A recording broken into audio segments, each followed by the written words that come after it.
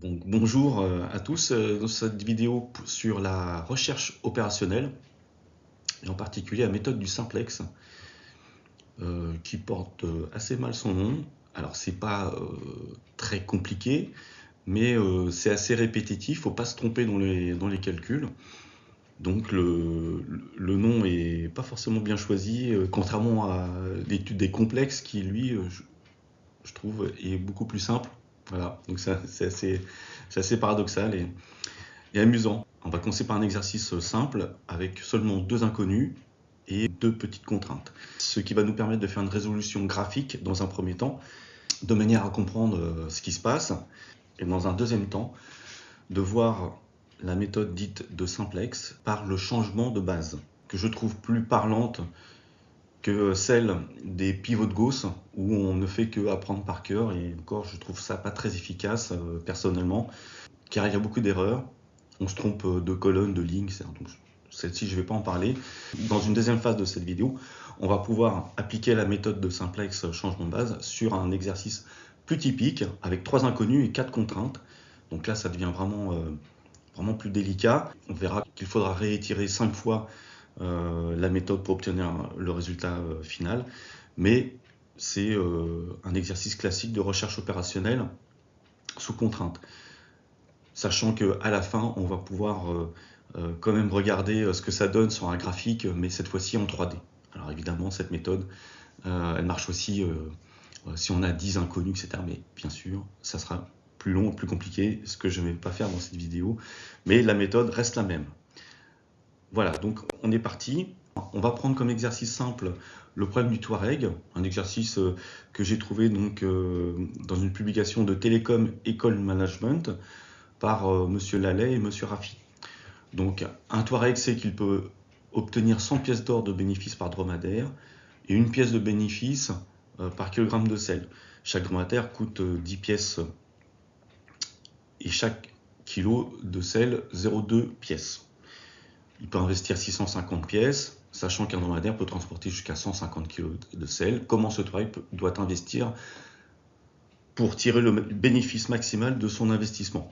Voilà, vous savez lire comme moi. Donc, mais exercice classique de recherche opérationnelle, mais très simple, puisqu'il n'y a que deux inconnus, le nombre de dromadaires et le nombre de kilos de sel. Le nombre de dromadaires, on l'appelle grand D, et puis le nombre de kilos de sel, grand K. Donc ça nous donne ces deux contraintes-là, 100 D plus 0,2 K inférieur à 650, tandis que K doit être inférieur à 150 D, puisqu'un dromadaire ne peut pas porter plus de 150 kg. Et le bénéfice, donc je repense toujours par Z, est égal à 100 fois le dromadaire plus K.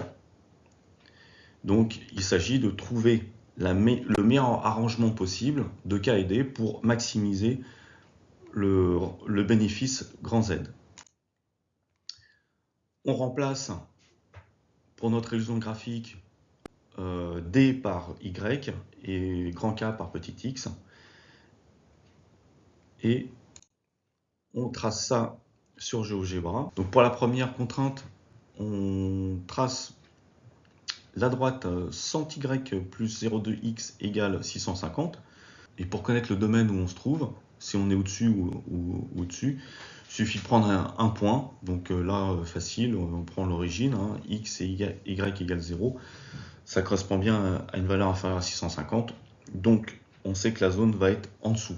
Pour la deuxième zone en bleu, c'est un peu plus délicat puisque l'origine passe par le pointillé bleu, donc passe par la droite. Pour savoir si on se trouve à gauche ou à droite, là, il faut prendre un point, disons un Y max. Voilà, ça suffit, on voit que ça va être vite négatif, avec un X qui vaut 0, donc on se trouve sur cette ligne-là. Donc on est du côté de l'axe des Y. Voilà. Donc au final, on doit étudier notre problème dans ce triangle ici, délimité par les X positifs, bien sûr, puisque c'est le nombre de kilos de sel. Et puis après, pour le reste du problème, au niveau des dromadaires, donc on ne peut pas dépasser cette ligne-là et cette ligne-là. Donc on se retrouve dans ce triangle. Donc dans ce triangle-là, il suffit de placer notre gain, le fixer par exemple à 200 pour voir, On se retrouve sur cette droite-là. On voit qu'on peut faire plus, on augmente, 200, 400, 800, 1000. On ne va pas pouvoir dépasser cette limite puisque on serait en dehors de la zone, donc on se retrouve vraiment à l'extrême. Et donc, graphiquement, on voit que notre valeur max, ça va être le 100Y plus Z égale 1250. 1250 correspondant au gain, cette hauteur-là, hein, mais rien à voir avec le dromadaire. Mais ça va nous donner ici le point optimal et tout gain supérieur dépasserait cette zone, donc on ne respecterait pas les contraintes. Je rappelle le résultat qu'on vient d'obtenir graphiquement, c'est-à-dire ce qu'on pouvait prévoir depuis le début, autrement dit que K vaut 700 pour 5 dromadaires, ce qui nous donne notre bénéfice max qui est à 1250. Voilà. On passe maintenant à la méthode du simplex, par changement de base, je précise. Donc je reprends mes contraintes. On va multiplier la première ligne par 5, de manière plus à avoir le 0,2K. Donc ça devient 500D plus K inférieur à 3250. Le reste n'a pas changé. Et la méthode du simplex, c'est déjà d'enlever les inégalités qui manquent de précision par des valeurs de contraintes, E1 et E2, qui vont remplacer les inégalités. Donc deux inconnus, deux contraintes. Et notre point de départ, c'est toujours les contraintes qui forment la base. Donc la base, hein, c'est pour repérer un petit peu ce qu'on cherche. Donc pour nous, c'est ce qui est le plus important, on va dire. Alors que leur base, c'est K et D. Pour l'instant, on ne sait pas lequel est le plus important. Donc on les met tous les deux hors base, on appelle ça, avec des valeurs qui vaut 0. Donc là, on a notre équation qui est vérifiée parce que c'est inférieur à 3200. Donc c'est pour ça qu'on commence par K et D égale 0 et qu'on le met hors base. Ça, c'est pour la base de départ. Une fois qu'on a défini ces bases et ces hors bases de départ, on peut lancer la méthode du simplex qui est répétitif, mais qui va nous permettre de trouver la solution optimale. Donc on y va. Premièrement, on regarde quel est le coefficient, parce que forcément, K et D ne peuvent pas rester dans leur base, hein, ça n'aurait pas de sens. On va déjà commencer par choisir entre K et D lequel on va sortir de leur base pour la mettre dans la base. Et puis par la suite, on regardera lequel, entre E1 et E2, on va sortir de la base pour la mettre dans leur base. Donc ce qu'on appelle ici les bases initiales, base 0. Donc on regarde tout simplement le gain Z, et on s'aperçoit facilement que le plus important, c'est les dromadaires. C'est le grand D qui a un coefficient 100, alors que K, lui, n'a un coefficient que de 1. Donc D est le plus important. Donc on va, ce qu'on appelle, cibler le coefficient D comme celui qui va rentrer dans la base.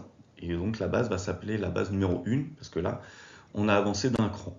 Pour reprendre un peu notre graphique, on se situe sur la ligne des Y, la ligne des grands D. Donc, on va étudier en fonction de la valeur de D ce que donne le gain. Et donc, on va se situer sur ce premier segment de notre triangle. Et donc, la méthode du simplex, même si par la suite, il y a beaucoup de calculs où on ne sait pas trop où on en est, à part les bases et leurs bases, il faut savoir que c'est toujours la même chose. On a toujours une zone d'étude. Et on se situe forcément sur les frontières, parce que c'est là où c'est optimal, c'est pas ici qu'on aura les gains max. C'est forcément sur une des frontières de cette zone qu'on va avoir le max. Et là, en l'occurrence, on sait qu'on va se retrouver sur une pointe. Mais ça peut être très bien ici. Donc voilà, c'est forcément sur cette frontière. Donc la première des bases va se situer, va chercher les solutions selon cette frontière-là qui est complètement à gauche, selon l'axe des Y. Donc on reprend notre calcul. Le K, lui, il reste hors base, donc il vaut toujours 0. Donc la première condition me donne pour D que 500D plus E1 doit être égal à 3250, alors que moins 150D plus E2 doit être égal à 0. C'est l'équation qui est ici. Et donc qu'est-ce que ça nous dit? Ça nous dit que D, il ne peut pas être plus grand que 3250 divisé par 500, à cause de la première ligne, en négligeant le K. Et pour le deuxième, par contre, D, il peut faire ce qu'il veut, parce que le coefficient est négatif. Donc la seule contrainte qu'on a là, pour cette fois, ou le plus contraignant, mais là c'est vraiment le seul, c'est la première, c'est-à-dire que D doit être inférieur à 3250 sur 500, ce qui fait à peu près 6, mais ça ne nous intéresse pas forcément. Donc la contrainte la plus importante, c'est E1, qui correspond à la première ligne. 3250 sur 500, c'est ce point-là. Et puis là, on est arrivé donc à E1, ce qu'on a trouvé tout à l'heure, et on va donc descendre le long de E1. Ce qui veut dire que E1 va prendre la place de D dans leur base, et que D va prendre la place de E1 dans la base. Donc on a interverti D et E1 par rapport à la base initiale. Vous voyez. Donc vous voyez ici, D prend la place de E1 alors que E1 vient à la place de D. D'où la base 1 et leur base 1 qui a donc changé. Et on s'approche comme ça du résultat. Il n'y a plus qu'à refaire le calcul pour savoir maintenant quelle valeur va être dans la base 2. Là, il n'y a pas trop de suspense, hein, ça va être K, il faut forcément qu'il y ait K et D quand même. Mais on regarde la méthode, puisque c'est une méthode qui va marcher pour tous les exercices de recherche opérationnelle de ce type. Et donc, il faut maintenant exprimer la base en fonction de leur base. Alors ça aussi, c'est pas forcément intuitif, hein. D'habitude, on exprime quelque chose en fonction d'une base. Bon, là, c'est l'inverse. C'est la petite particularité. Ce n'est pas moi qui ai défini ces bases et leurs bases, hein. Je ne fais que suivre et appliquer la méthode du simplex. Donc l'étape suivante, c'est d'exprimer la base, c'est-à-dire grand D et E2, en fonction de K et de E1. On a facilement D qui est en fonction de K et E1. Par contre, ici, on aura E2 en fonction de K, mais D, il faudra le remplacer par celui d'en haut pour avoir notre expression finale. Je vous détaille le calcul. Ici, en commençant par calculer d'abord le Z, ce qui est toujours à faire dans cette phase d'expression de base en fonction de leur base, puisque si le Z est optimal, on peut arrêter tout le calcul. Donc, il vaut mieux commencer par ça. On sait que là, ça va pas le faire, mais la méthode, c'est quand même celle-ci. Vous commencez par le gain et vous l'exprimez en fonction de leur base. Donc, Z égale 100D plus K. Or, D, 100D, pardon. Or, 100D, c'est égal à 3250 moins K moins E1 divisé par 5, hein, puisque j'avais 500D. Donc, je le remplace là-dedans. Je n'ai plus qu'une expression en fonction de K et de E1, donc c'est ce que je voulais. Voici l'expression de Z. Il y a un coefficient qui est positif, en l'occurrence 4, hein, et donc le Z n'est pas maximal. Donc ça justifie qu'on doit continuer les calculs et effectivement exprimer D et E2 en fonction de K et E1. Donc on y va. Le D, on l'a fait ici, hein, donc je le rappelle là. Et puis pour le E2, donc on fait passer tout de l'autre côté, on a du coup le D qui a changé par sa valeur qu'on vient de trouver. On simplifie tout ensemble, on obtient, donc ici hein, vous avez une division par 50, hein, d'accord, 3 et 10, ce qui donne 3 et 10, et au final donc on a un E2 qui vaut 975 moins 1,3K moins 0,3 E1. Donc le coefficient K, lui, comme on l'a vu tout à l'heure, hein, il est le plus important par rapport à E1, donc forcément, lui, de la même manière que D tout à l'heure, K doit rentrer dans la base et sortir de leur base. Mais maintenant, la question, c'est par lequel on va le remplacer. C'est-à-dire, alors on se doute que ça ne va pas être D quand même, on revient un peu en arrière, mais c'est pas grave. On va partir du principe que voilà, on ne sait pas, on va utiliser vraiment la méthode telle qu'elle. Et donc, est-ce que, puisque K, lui, rentre dans la base 2, et qui libère sa place dans leur base, est-ce que c'est D ou E2 qui va prendre sa place? Sachant que E1, lui, il reste en hors base. Donc comment on discute ce cas? Voilà, ça ce qui est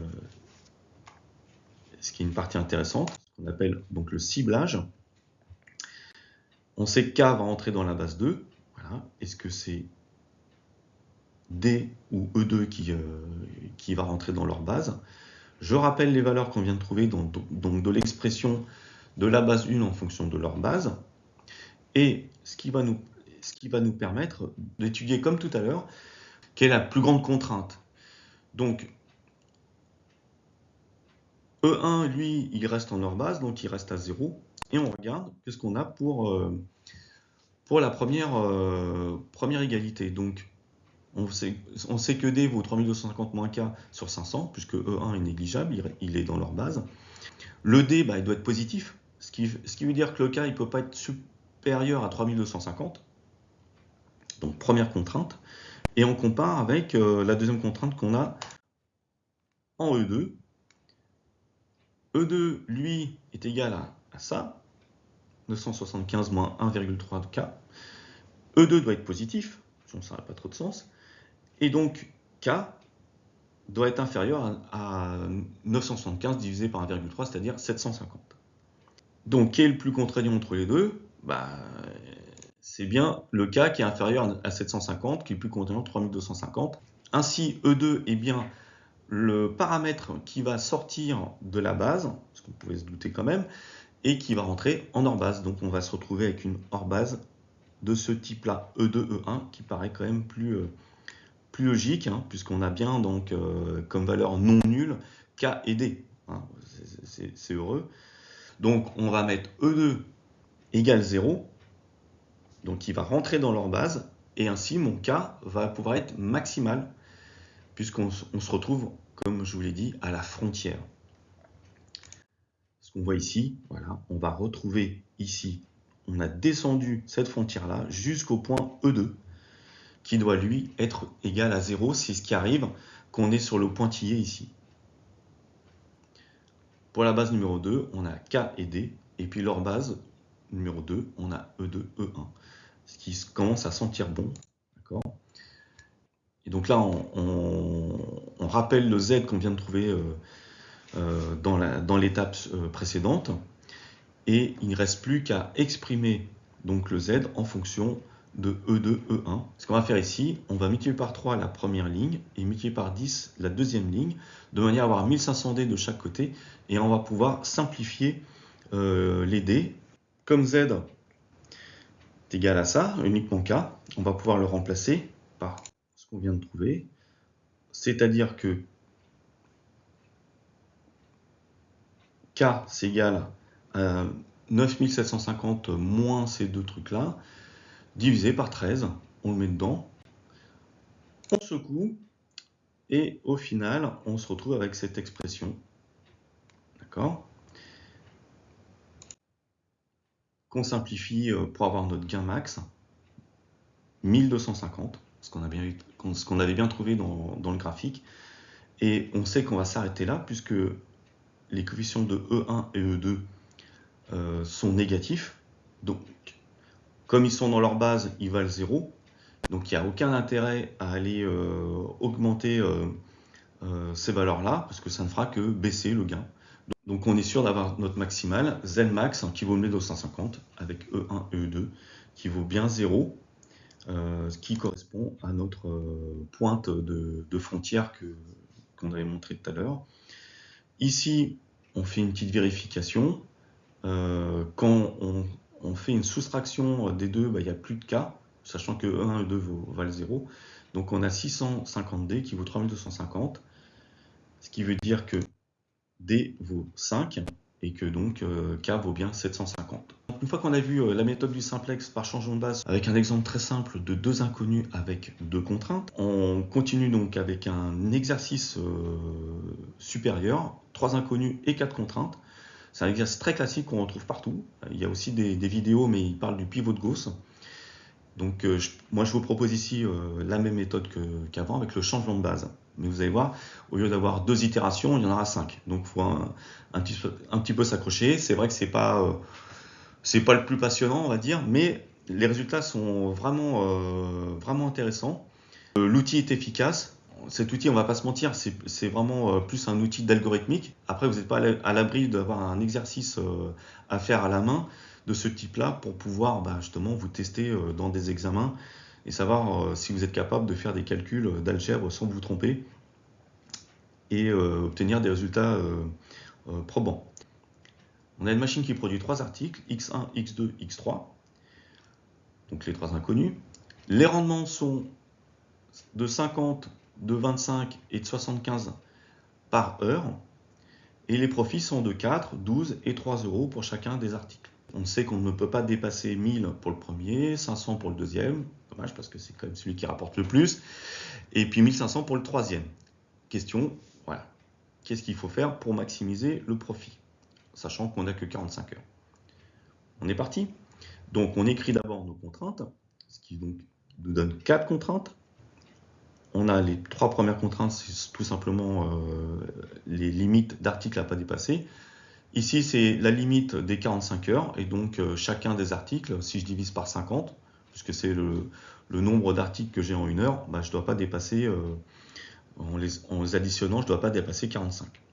Bon, ça, c'est déjà un premier travail, mais ce n'est pas l'objet de l'exercice aujourd'hui. C'est la résolution et le gain, 4 pour le premier, 12 pour le deuxième, et puis 3 pour le dernier. Alors voilà, qu'est-ce qu'on doit choisir comme X1, X2, X3 pour avoir le gain max Z. Premièrement, on remplace les inégalités par des égalités avec E1, E2, E3, E4, qui sont bien nos 4 contraintes. On a tout mis au même dénominateur, en multipliant par 150. Et ma première base, ma base initiale, c'est 4 valeurs, les 4 contraintes. Ça nous donne aussi le nombre de paramètres dans la base. Donc, commencer par les contraintes, donc il y en a 4. Et puis, nos inconnus sont en hors base. On regarde quel est le coefficient le plus important dans Z, celui qui joue le plus sur le gain. Eh bien, c'est X2, 12. Donc, on a intérêt à avoir un maximum de 12. Ça serait déjà un bon calcul. Donc, X2 va sortir de leur base et va rentrer dans la base. La question, lequel va-t-il remplacer? X2 est uniquement dans deux contraintes. La première 500, donc on voit que X2 ne peut pas dépasser 500, sinon on aurait E2 qui sera négatif. Et puis dans la quatrième, puisque X1 et X3 sont dans leur base, donc ça vaut 0, la contrainte, puisque E4 doit être positif, c'est que X2 doit être inférieur à 6750 divisé par 6, ce qui va être plus grand que 500. Pas besoin de calculer, c'est plus grand que 1000. Donc on sait que le plus contraignant, c'est la deuxième inégalité. Et donc cela correspond à la contrainte E2, qui va donc sortir de la base pour aller en hors base. Et ça nous donne notre première base, avec les 3 contraintes sauf E2, et puis X2 qui a pris sa place, et puis E2 se retrouve avec X1 et X2, et on va maintenant passer à l'expression de la base en fonction de leur base. Je rappelle ici où est-ce qu'on en est, donc la base numéro 1, et on va l'exprimer en fonction de leur base 1. On va commencer par Z, on ne sait jamais si c'est vraiment maximal, mais ça m'étonnerait. Et on mixte avec la deuxième ligne, puisqu'il n'y a que X2, donc on exprime X2 en fonction de E2, tac, et on obtient donc une expression de Z en fonction de leur base, X1, E2, X3, vous voyez. Et donc on a 6000, sauf qu'on a 2 coefficients qui sont positifs, et de la même manière que l'exercice précédent, le Z n'est pas optimal, n'est pas maximal. On a X1 qui est donc le plus important, qui a le coefficient le plus important. Donc, on regarde lequel il va remplacer dans la base. Si c'est E1, E3, E4 ou des fois X2, ça sera un peu dommage parce que là vous tournez en rond, mais ça ne va pas être le cas. Je vous rassure tout de suite. Donc on a la première égalité qui donne X1 qui est inférieur à 1000. Sinon E1 sera négatif. Et la quatrième égalité, où E4 doit être positif, mais il vaut 6750 moins 3x1, on fait tout passer de côté, moins 6x2, moins 2x3. Donc, on peut exprimer en x2 comme on a fait tout à l'heure, on peut le remplacer par l'expression de E2, et on obtient donc 3750 moins 3x1 plus 6xe2 moins 2x3. Les deux derniers, E2 et x3, ils sont hors base, donc on les néglige, et notre contrainte ici pour x1 va être de 3750 divisé par 3, puisque E4 doit être positif. Et donc, ça veut dire que x1, ici, doit être inférieur à 1250. Or, ici, on avait x1 qui était inférieur à 1000, donc c'est bien la première inégalité qui l'emporte, la plus contraignante, avec un x1 qui ne peut pas dépasser 1000. Donc, c'est ça qu'on va garder. Et donc, c'est E1 qui va se retrouver en hors base. Et donc, on intervertit x1 avec E1, de la même manière qu'on avait interverti x2 avec E2 tout à l'heure. On le met de côté. Voilà ma nouvelle base numéro 2. Voilà mes expressions où j'en étais tout à l'heure. Donc là, on va refaire notre expression de la nouvelle base en fonction de la nouvelle hors base. On va commencer donc par z. On trouve 10 000, moins 4e2, moins 12e2, plus 3x3. Donc vraiment une expression donc, de z en fonction de leur base, E1, E2, x3. Pareil pour les autres, donc j'ai bien l'expression de x1, l'expression de x2, l'expression de E3 et l'expression de 4. Voilà. Donc vous remplacez, enfin il n'y a pas de souci, c'est un peu expliqué ici, mais il n'y a aucune difficulté. Vous obtenez ça, et donc le puissant le plus important pour z cette fois-ci, c'est celui de x3. Heureusement, on va pouvoir prendre du x3 et l'intégrer dans la nouvelle base. Comme toujours, on cible dans la phase suivante pour savoir quelle est la contrainte maximale, pour pouvoir sortir une valeur de la base, pour la mettre dans leur base, et pour pouvoir donc y placer x3 à la place. Donc x3, il se retrouve deux fois, comme d'habitude, une fois dans la troisième, ce qui donne que x3 doit être inférieur à 1500. Là, on le sait, on ne peut pas dépasser 1500 produits. Et puis la quatrième contrainte nous donne que x3 doit être inférieur à 750 divisé par 2, puisque E1 et E2 sont dans leur base, donc ils valent 0. Donc 750 ne peut pas être plus petit que 2 fois x3. Autrement dit, x3 doit être inférieur à 375. Et donc, c'est E4 qui a gagné le droit de rejoindre leur base. Et donc, voici x3 qui prend sa place et E4 qui va en hors base. Ça, c'est notre troisième base. On réitère maintenant avec le z pour savoir si on a atteint un z max. En remplaçant ici dans la quatrième ligne pour pouvoir exprimer donc la base en fonction de leur base. Donc j'ai bien x3 qui est en fonction de E1, E2, E4 grâce à cette égalité ici. Ce qui nous donne un z, vous remplacez l'x3 qui est là par l'expression qui est au-dessus, donc vous avez bien que le z qui est en fonction de leur base. Et donc le z max, ici c'est 11 125, qui n'est pas l'optimal, puisque ici ça peut encore augmenter. Les deux autres sont négatifs, donc on n'a pas intérêt à les sortir. Ils doivent rester à 0. Par contre, celui-ci, voilà, on a intérêt à le prendre en compte. Donc E1, puisque c'est le coefficient le plus important, va rentrer dans la base 4. Je continue à exprimer les autres paramètres en fonction de leur base. J'en aurai besoin par la suite. On regarde maintenant lequel va-t-il remplacer. E1 se retrouve dans deux inégalités. Premièrement, celle de x3. Le coefficient de E1 est positif, donc il n'y a pas de contrainte sur E1, puisqu'il peut prendre n'importe quelle valeur, ça confirmera toujours que x3 est positif. Donc ici, pas de souci, c'est pas x3 qui va sortir, ouf. Dans x1, on a E1 qui doit être inférieur à 1000, d'accord. Et dans E3, ici, le E1 doit être inférieur à 1125 divisé par 1,5.